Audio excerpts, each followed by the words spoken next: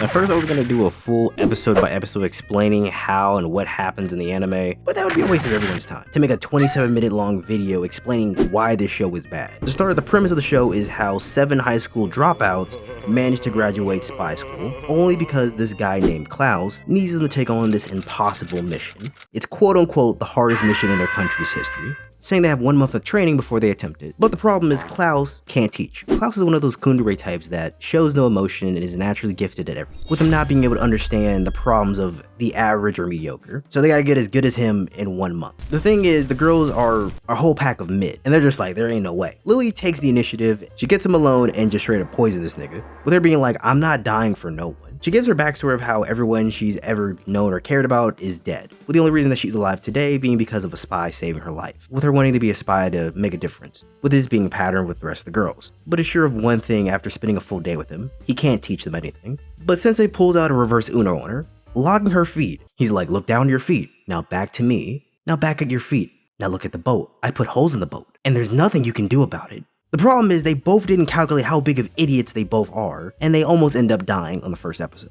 And from this exchange, Sensei realizes that she should be the leader of this new team, and decides that since he can't teach, he should take a more hands-on approach, with their first mission being to prove they can kill him. And this is when I thought the show was actually going to be good, like the rest of you. Reminded me a lot of Assassination Classroom, with them not having a full roster of students, but just 7 people, so they should be more focused and right to the point. But this is where the show peaked. Following this, he quickly beats their asses like, now does anyone have a problem with my lesson plan? Good, I thought so. With this being a pattern of the show. Klaus's last team died on this mission, explaining to the girls that the best team of their country's history, Team Inferno, died trying to do this impossible mission. He says the mission is of his own personal revenge, and he's not going to be forcing them to take part in it, saying again this is the ultimate mission to save their country. Stop the cap!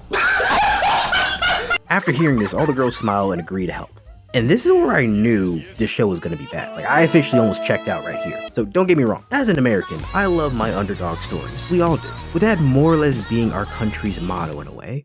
Championing shows like Straight Outta Compton, The Pursuit of Happiness, all the Rocky films, Kung Fu Panda, Rudy. There's a major difference between those movies and some of the shit Japan just comes up with. Like, there's a difference between fantasy and just straight up just fiction. Like 5 days ago, the girls hated this, hated being here, and knew he couldn't teach them anything, and how they had to beat this quote unquote crazy impossible mission. 5 days later, they've now made no progress, nothing has changed at all. Plus now, the dream team quote unquote apparently couldn't beat this mission, and you now feel energized like you can do this? It's not even like he gave like a crazy speech to get them hyped for it. He just said like 2 lines and they're like, yeah, I'm ready now. Story-wise, and given their earlier character personalities, this makes no sense. Then they do a time skip to the said mission where sure, their skills improve a little bit, but they don't even show like their own individual specialized skills at this point either, to show why they're even being put on this team. Episode 3, like the day of the mission, they had to get like this sample of like this man-made air virus,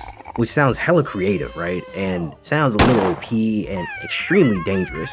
I don't know where they came up with this. Teacher switches the assignment on them and is like, I'll go on this side, you go on that side. And they get past like the normal guards like grunts, but they end up going against Gondo, or Gaido, I don't care what his name is, I'll say how I want to say it, who is like the former member of Team Inferno, being Sensei's mentor, who turned traitor, and who also apparently killed all the rest of the other members. This guy's supposed to be dead as well, even though like there's been a scene before where this guy shows up and like they don't make it recognize to the audience at all that this is like a flashback in any way. The anime's timeline is also all over the place. At the end they put more subtitles to tell you, but at the beginning they don't give you any effects to let you know this is like flashback or time skip or anything. Anyways, Klaus has never beaten this man one-on-one. That's what they want to tell you. Plus, he's been bugging the house to feed the Republic all this false information. Empire, Republic, I literally forgot which one is which at this point. They both do the same shit anyways. With the Empire setting up this big trap to kill them all. So obviously, he starts dogging the shit out these girls, doing this to lure out Teacher. Meanwhile, Teacher gets the samples of the drug, and then he just straight up brutalizes these background characters in like 2 seconds. As Gaido is like talking,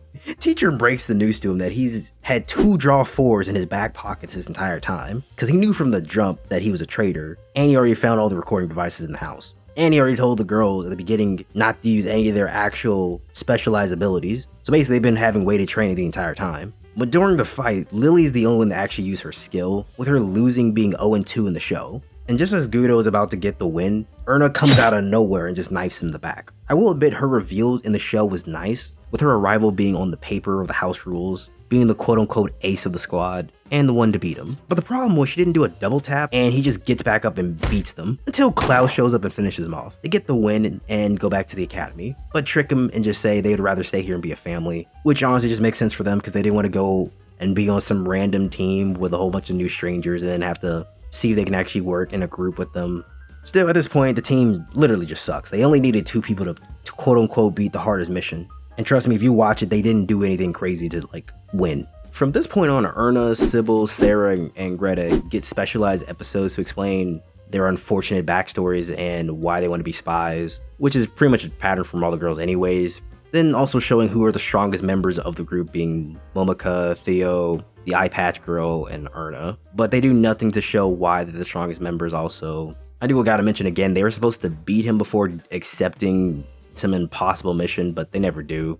I will say in the last episode, I was rooting for Olivia the entire time. And I'm not saying episode 12 because I'm not counting that one because that was actually filler. But episode 9 through 11 just basically boils down to a battle of resolve between Olivia versus Greta. Olivia, who was like a street prostitute who was at the wrong place at the wrong time, ends up seeing the assassin who killed a whole bunch of these politicians. I don't know if she slept with them or not. I don't think that was important to the plot. But basically she falls in love with this guy after he tells her to kill her, so he can make it look like an accident. They somehow become lovers and she becomes like a prodigy assassin under him, versus Greta, whose resolve is to get a hug from Teacher. Teacher promised this girl a hug and she's willing to put her life on the line. For a hug, mind you. Up to this point, she's been serving him tea day after day, hoping that he will finally love her, and she just did it for a hug.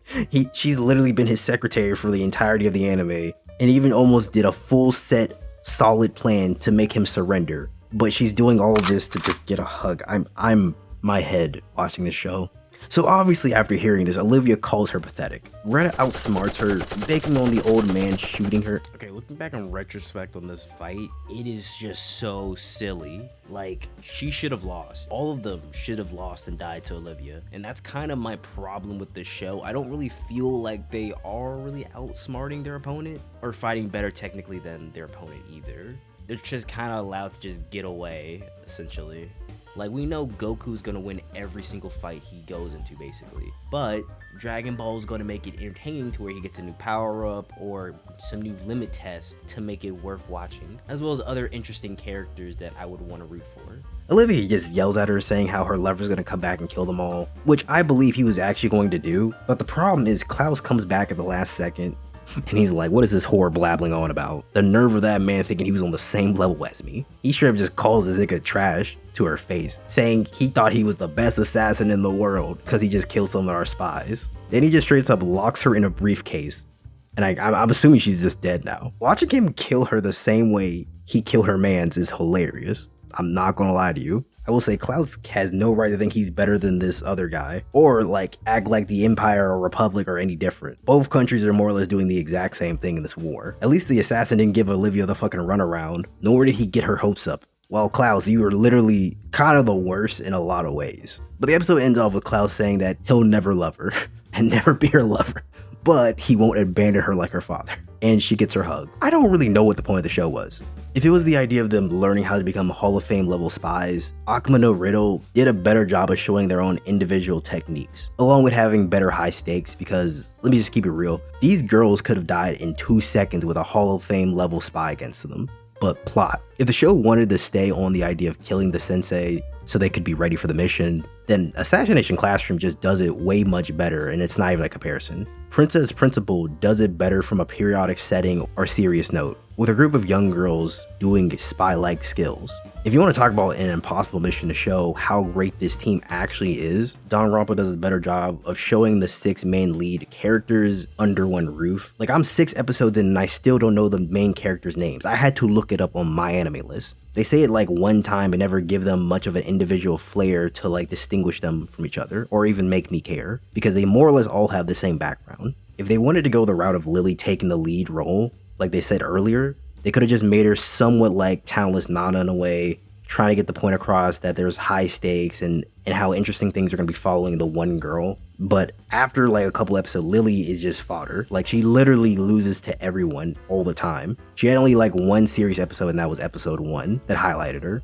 After that, you actually see why she's the bottom in her class. There's nothing that shows why their potential is better than other spies in their class. And then it's kind of pointless because the girls don't get better.